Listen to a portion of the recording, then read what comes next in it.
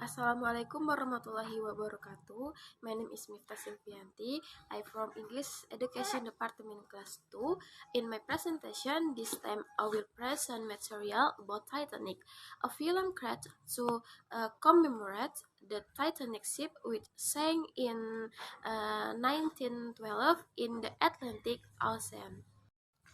The MS Titanic was a British super-passenger liner that sank in the North Atlantic Ocean on 15 April 1912 after hitting an iceberg on its maiden voyage from Southampton, England to New York City. The sinking of the Titanic resulted in the death 1,514 people in one of the deadliest maritime disasters in history. Titanic was the largest ship in the world in the maiden voyage.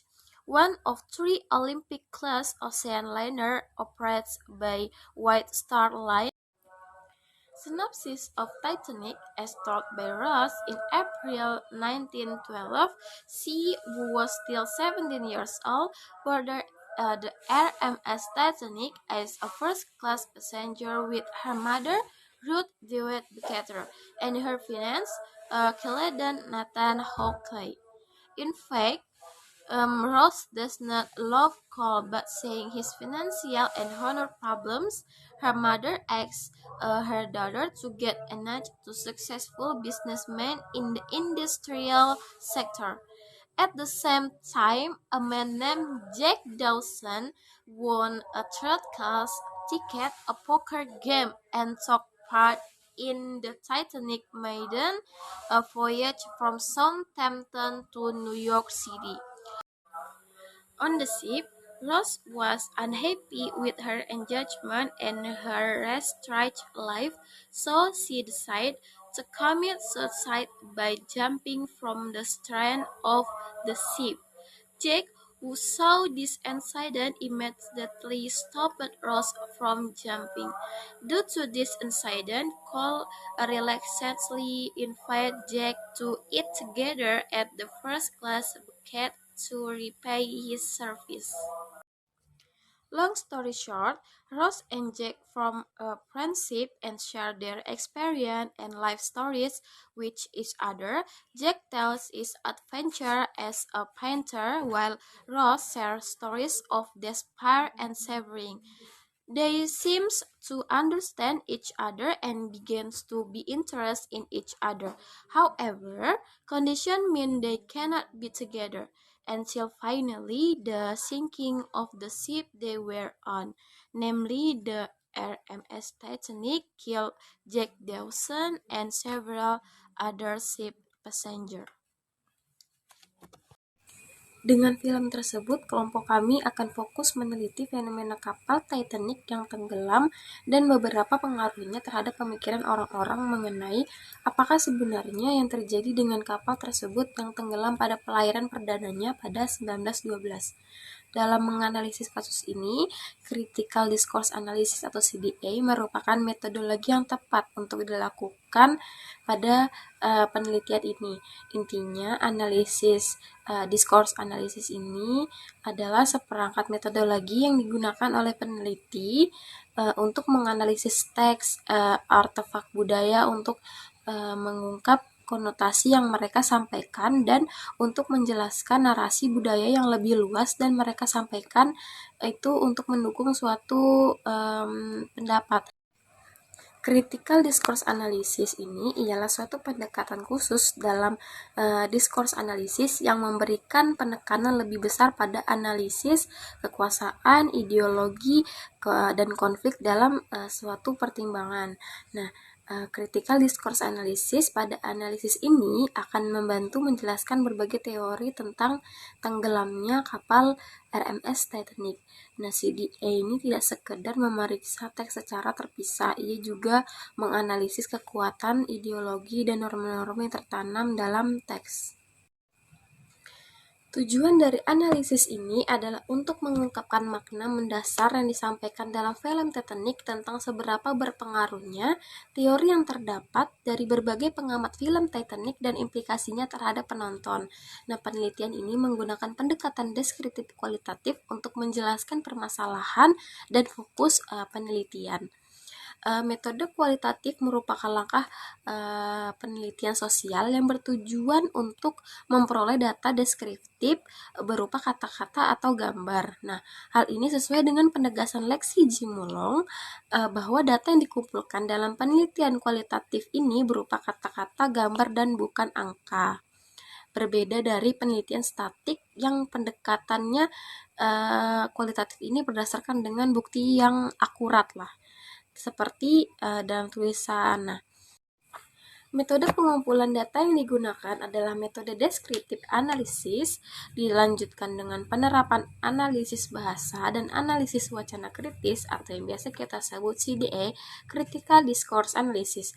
Tujuannya adalah untuk memberikan gambaran sistematis, faktual, dan akurat mengenai fakta, ciri-ciri, hubungan antar bahasa, dan kekuasaan ideologi dalam konten yang diteliti. Jadi, pokok pembahasan saya ada 3, yaitu text analysis, discourse or context analysis, and social cultural practice analysis. Yang pertama ada formal dialogue. Dialog ini yang dikatakan call kepada Rose saat dinner. Rose, you are as fine as any woman walking on 2 legs. And next, informal dialogue. Jack to Rose saat mereka berlari di atas kapal. Come on, let's go have some fun. Nah, itu adalah contoh dari informal dialogue dari film Titanic. Lalu selanjutnya ada metafora. Jadi kalimat metafora ini untuk menggambarkan perasaan yang lebih kuat dalam pemikiran pendengar dengan menyatakan bahwa satu hal ini adalah hal lain walaupun secara harfiah pernyataan tersebut tidak benar. Nah, itu pada dialog Jack kepada Rose saat di proa kapal, yaitu Jack mengatakan I'm the king of the world. Metafora ini digunakan untuk menggambarkan perasaan luar biasa dan kebebasan. Lalu selanjutnya ada declarative sentences untuk menyatakan informasi atau fakta. Ini dialog ini dikatakan Jack untuk Rose ketika dia mengundang ke pesta di dek bawah, yaitu there party in third class, about party di kelas 3. Dan selain itu ada dialog Captain Smith kepada kru tentang kondisi kapal, yaitu dialognya we are making excellent time, yaitu mengenai fakta kecepatan perjalanan kapal. Lalu selanjutnya ada active sentence. Ini dialog dari Rose untuk Jack, yaitu I love you Jack. Subjek I melakukan aksi love terhadap objek Jack. Next ada passive sentence. Ini adalah dialog dari kru kepada penumpang saat evakuasi, yaitu women and children will be saved first. Subjek women and children menerima aksi will be saved yang dilakukan oleh pihak lain. Selain itu ada dialog Rose berbicara tentang cintanya kepada Jack, yaitu dialognya you are loved by me. Subjek you menerima aksi are loved yang dilakukan oleh me. Lalu selain itu ada interrogative sentence berupa pertanyaan tujuannya itu untuk memperoleh informasi atau klarifikasi dari pihak lain. Saat ini dialog saat Jack dan Rose di pesta di dek bawah, yaitu do you trust me? Atau next, positive sentence. Jack to Rose saat di pesta, yaitu Jack mengatakan you are gonna be loved it. Jack mengekspresikan keyakinannya bahwa Rose akan menikmati pesta tersebut. Nah, selain itu ada dialog Rose untuk Jack saat mereka berdansa, yaitu you are amazing Jack, kalimat pujian Rose terhadap Jack. Lalu selanjutnya ada negative sentence. Kamu adalah istriku. Dalam praktiknya, kalau belum secara sah hukum, maka kamu harus menghormatiku. Itu adalah dialog call kepada Rose saat mereka bertengkar. Meskipun tak menggunakan kata negatif eksplisit, konteks dan nada kalimat tersebut menunjukkan kontrol dan ketidaksetujuan call terhadap perilaku Rose. Selanjutnya ada narrative sentence. Narrative sentence ini ialah suatu kalimat yang bertujuan untuk menjelaskan suatu kondisi tertentu ya. Ada contohnya ini sebagai contohnya ya. Bertahun-tahun kemudian, seorang Rose yang sudah tua menceritakan kisah cintanya yang abadi dengan Jack, mengingatkan kita bahwa meskipun kapal Titanic tenggelam, kenangan dan cintanya tetap abadi. Jadi contohnya dialog ini adalah menggambarkan, menjelaskan lah bagaimana kisah cinta Rose dan Jack. Lalu selain itu ada kalimat hiperbola. Nah, ini hiperbola ini contohnya, aku akan mati tanpamu Jack. Nah, ini yang diucapkan Rose kepada Jack saat kapal mulai tenggelam. Rose menggunakan hiperbola untuk menunjukkan betapa dalam perasaannya terhadap Jack dan rasa takutnya akan kehilangan Jack.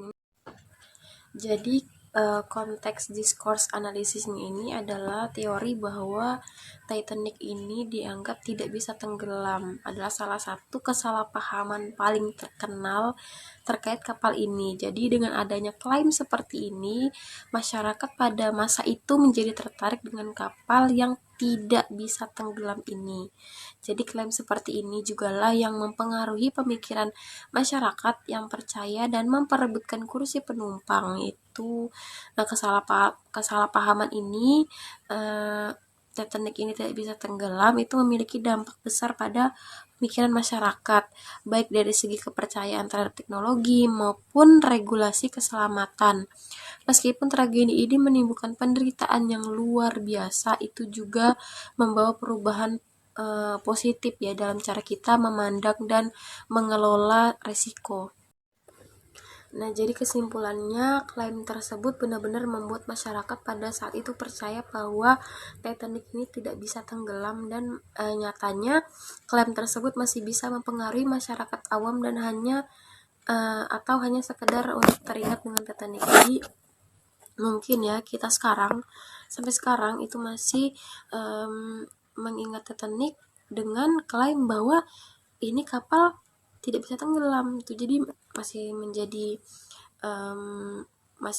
menjadi satu ya di otak kita bahwa klaim tersebut adalah benar gitu.